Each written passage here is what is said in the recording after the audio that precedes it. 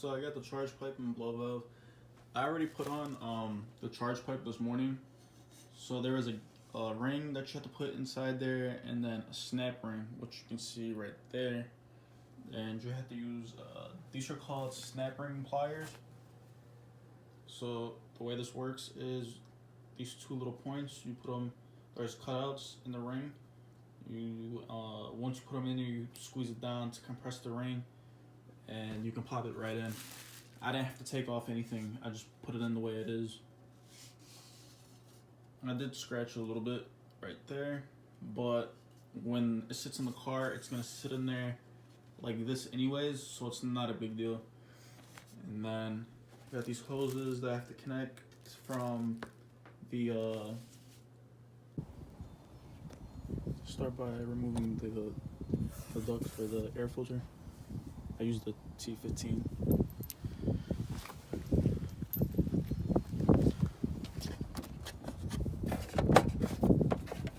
So this right here.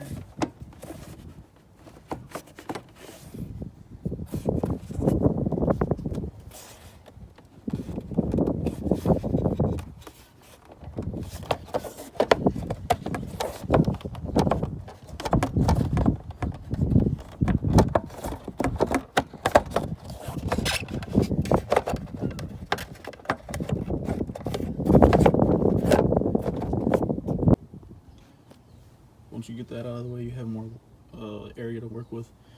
So this isn't stock, this is aftermarket. So I gotta take this off next to get the air box out of the way. So I took the air filter box, the lid off, move this out of the way, and then you gotta get this whole box off. You might have to take this off, but I'm gonna see if I can do it without taking whatever this is off. So this is the part that I'm replacing right here. This is the plastic one factory. Got the airbox out, it's right there.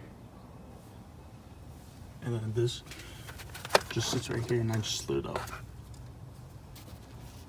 And then these right here, you just pull up on them and they come off the airbox, they're connected. And you loosen that screw right there, and it comes off that hose or duct.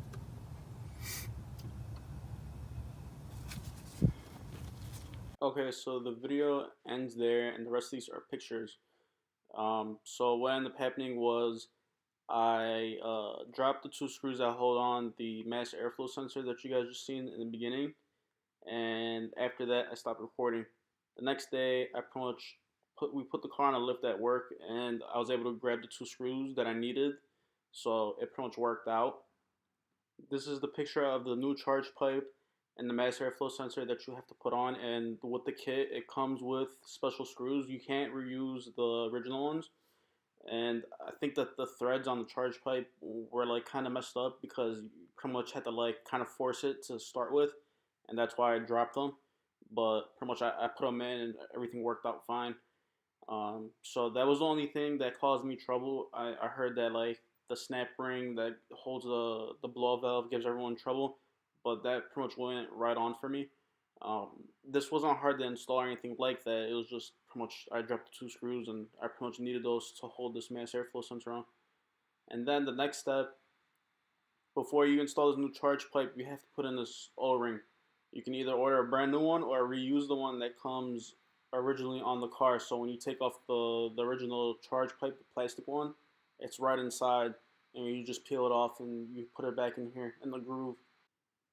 So since it's such a tight area in this engine bay, you have to take out the two screws that hold the power steering on, and you have to like push it inside the you have to push it like towards the fender to maneuver the new charge pipe in, since it's a little bigger and it's metal.